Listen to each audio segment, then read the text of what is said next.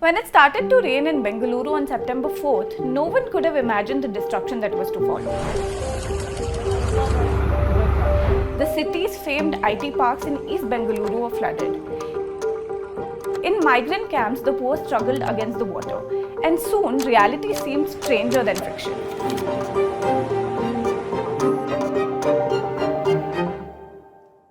While it continued to rain, fingers were pointed. From climate change to corruption, no one was spared. The citizens of Bengaluru thought at least this time something would change. Encroachments would be demolished, heads would roll. But nearly 1 month later, everything is as it was. On October 1st, the Karnataka High Court threatened to stop the BBMP engineer's salary if encroachments were not removed when it found out that only 10 out of 602 encroachments had been cleared. Frustrating, right? Now imagine how frustrating it is for various people like the ones who worked on this CAG report, who submitted not one but 3 reports warning that these illegal encroachments would be dangerous. 3 reports. For this video, I decided to take a look at the latest CAG report to find out for myself how much the government knew but failed to act on.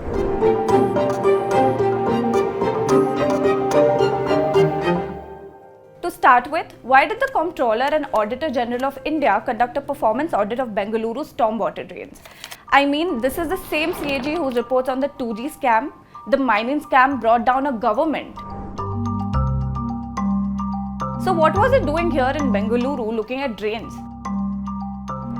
In 2013, the CAG was evaluating the performance of remodeled drains in the city as part of the expenditure under Jawaharlal Nehru National Urban Renewal Mission or JNNURM.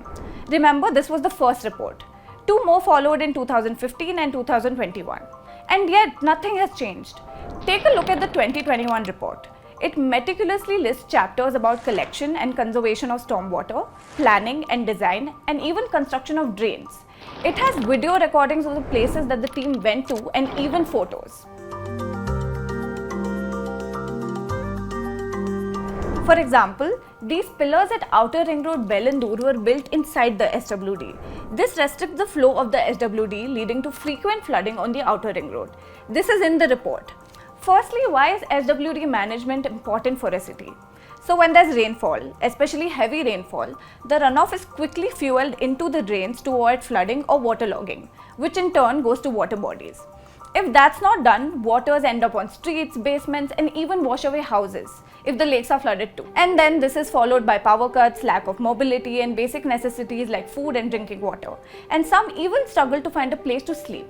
In simple words, if the drain infrastructure of a city is not well designed, the city is bound to see what recently happened in Bengaluru. Take a look at this SWD encroachment where a building was constructed in the Kormangla zone without a buffer area along the stormwater drain. The other interesting find for me in this report is what it has to say about master plan.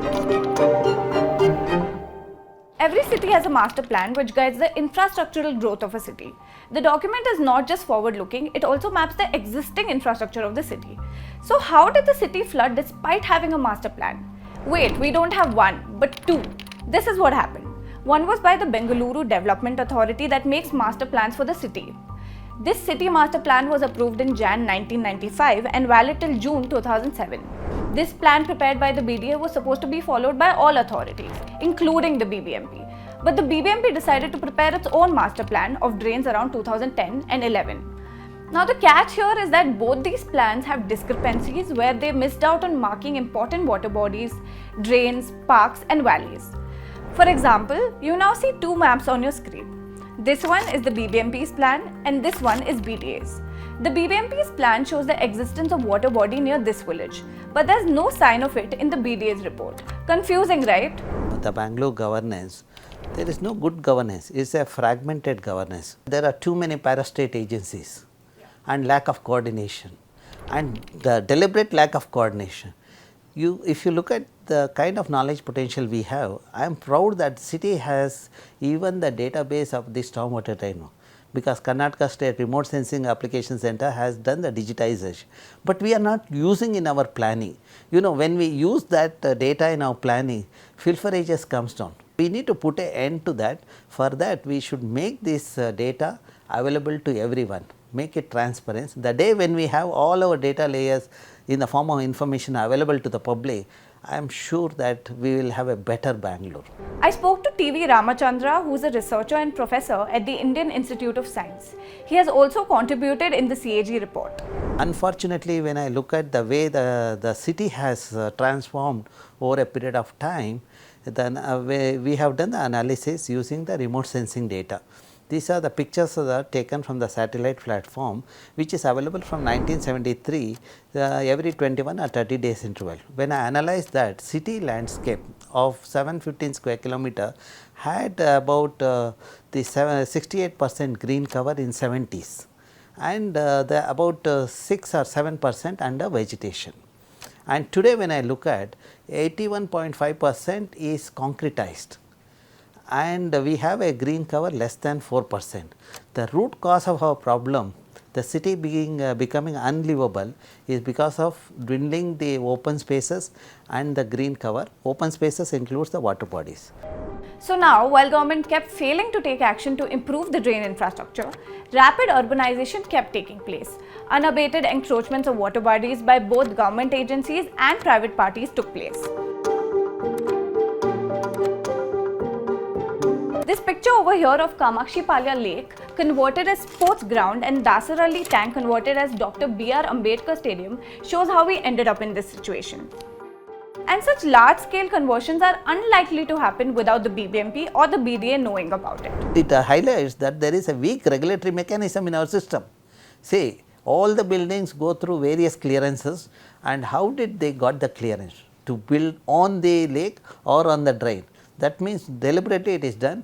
There is a nexus of the decision makers, contractors and engineers in the system. So, we need to put an end to that. That can happen only when people are knowledgeable and they become responsible. This means that important parameters such as rainfall pattern, decrease in vegetation, interconnectivity of lakes and buffer zones were ignored, and the encroachment simply continued. Now, when you look at the number of lakes today, as against 1452 in 70s, today we have about 193 water bodies, and out of 193 water bodies, 98% are encroached. Okay, and some are even converted into residential layout, etc. 92% receives the untreated sewage and industrial effluent. So, not only we are losing the lake, and we are also making the lakes contaminated. The flooding is happening quite regularly in the city since 2000. Almost every year I have noticed flooding is happening in some place or the other.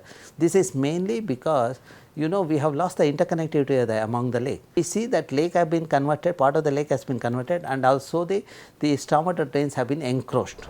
So when lakes are converted into buildings, where does the stormwater drain flow? It overflows, and that's how Bengaluru has been observing floods in the past few years.